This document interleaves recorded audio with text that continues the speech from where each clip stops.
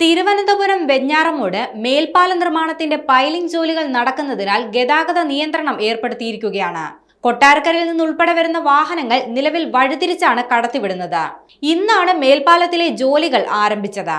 വെഞ്ഞാറമൂട് ലീലാരവി ആശുപത്രിക്ക് സമീപത്താണ് പ്രവൃത്തികൾ ആരംഭിച്ചിരിക്കുന്നത്. ഇന്ന് രാവിലെ മുതൽ നിർമ്മാണവുമായി ബന്ധപ്പെട്ട ഗതാഗത നിയന്ത്രണം നടപ്പിലാക്കി വരികയാണ്. അതിനാൽ തന്നെ ഇതുവഴി യാത്ര ചെയ്യുന്ന ആളുകൾ ശ്രദ്ധിക്കേണ്ടതാണ്.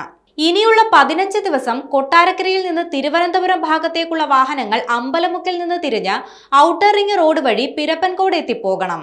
തിരുവനന്തപുരത്തേക്കുള്ള KSRTC വാഹനങ്ങൾ MC റോഡ് വഴി വെഞ്ഞാറമൂട്ടിലെത്തി ഇടത്തേക്ക് തിരിഞ്ഞ് നാഗർകുഴി വഴി ഔട്ടർ റിംഗ് റോഡിൽ പ്രവേശിച്ച് പിരപ്പൻകോട് വഴിയാണ് കടത്തിവിടുന്നത്.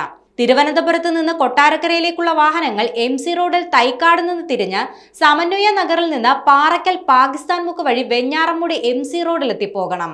പോത്തൻകോട് ഭാഗത്ത് നിന്ന് കൊട്ടാരക്കരയിലേക്കുള്ള വാഹനങ്ങൾ വേളാവൂർ തിരിഞ്ഞ് വൈദ്യൻകാവ് പാകിസ്ഥാൻ മുക്കിലെത്തിയാണ് നിലവിൽ പോകുന്നത്.